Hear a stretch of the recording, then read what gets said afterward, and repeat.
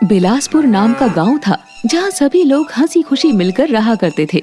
लेकिन एक दिन इस गांव को किसी की बुरी नजर लग जाती है और गांव में सूखा पड़ने की वजह से सारी फसल बर्बाद हो जाती है।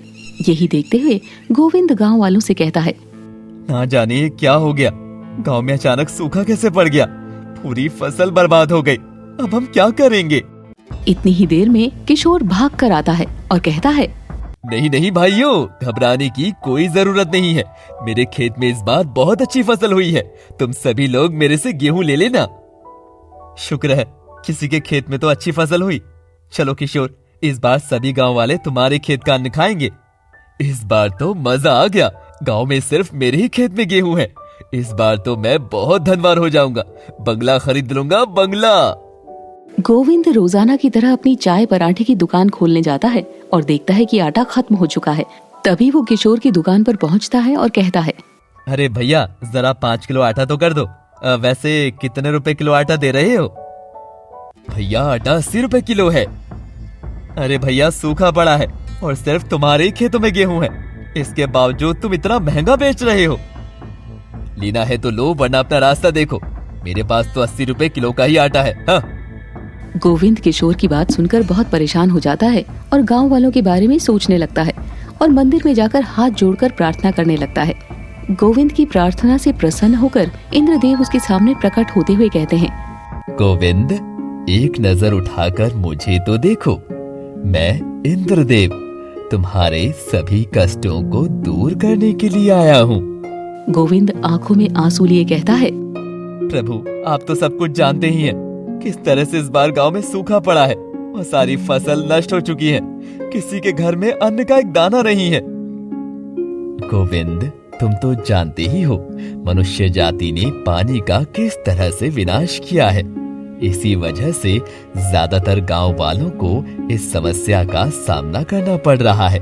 लेकिन तुम चिंता मत करो, हर समस्या का समाधान है। जी प्रभु, मुझे आप जरूर ऐसा कुछ बताइए जिससे मैं गांव वालों की मदद कर सकूं। अपने दोनों हाथ आगे करो। इंद्रदेव के कहने पर गोविंद अपने दोनों हाथ आगे करता है और इंद्रदेव उसके हाथ में छोटी सी चक्की देते हैं और कहते हैं, गोविंद, अब से तुम इसी चक्की में आटा पीस कर सबको पराठे खिलाना। प्रभु, लेकिन फसल ना होने की वजह से गेहूं का एक दाना भी नहीं है।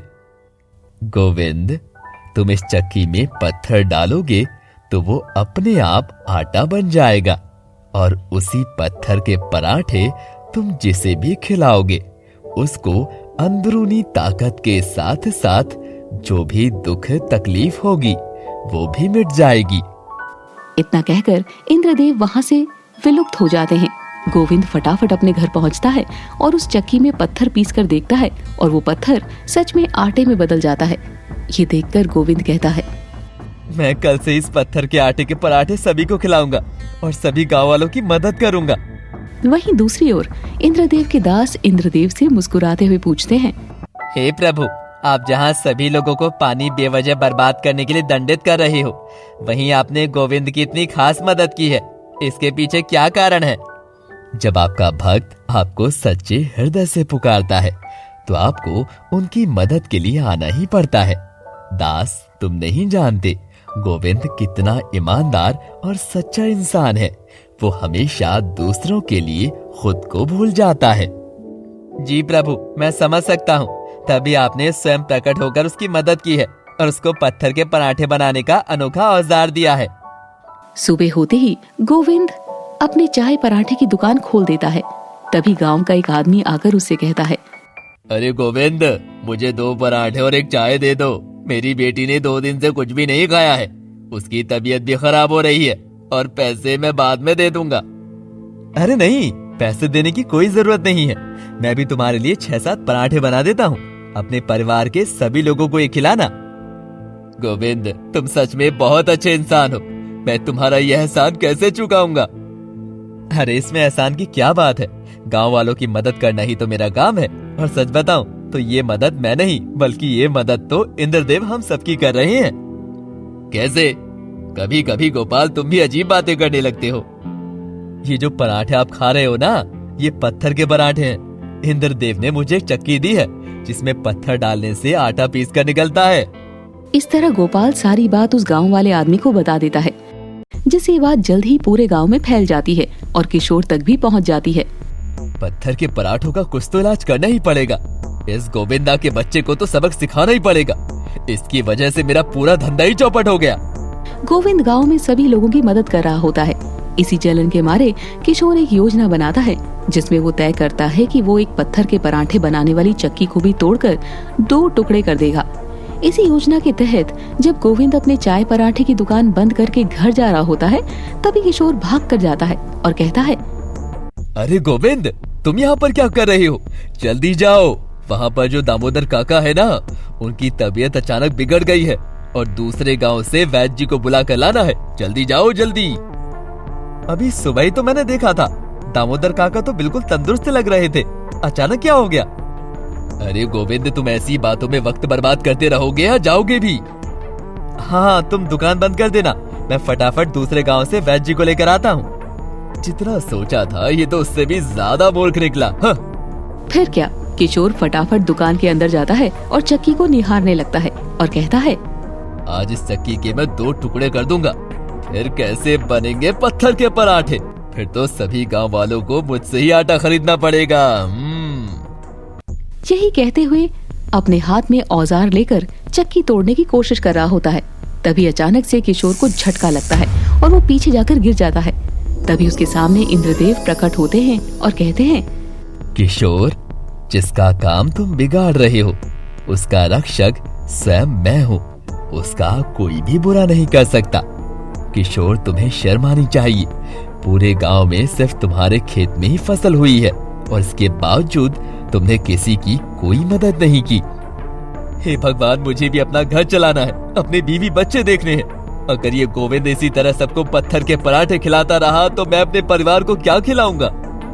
किशोर, मैं भली भांति जानता हूँ तुम्हारे घर में पर्याप्त धन है। वहीं गोविंदा के पास ना तो कोई परिवार है और ना ही कोई धन दौलत। इसके बावजूद भी गोविंदा हमेशा दूसरों की मदद करता है, लेकिन तुम हमेशा दूसरों का काम बिगाड़ते रहते हो। नहीं भगवान, नहीं, मैं किसी का कोई काम नहीं बिगाड़ रहा हूँ। मैं जो करने जा रहा था वो मेरी भूल थी, मुझे माफ कर दो। जो तुम कर रहे हो इसकी कोई माफी नहीं है।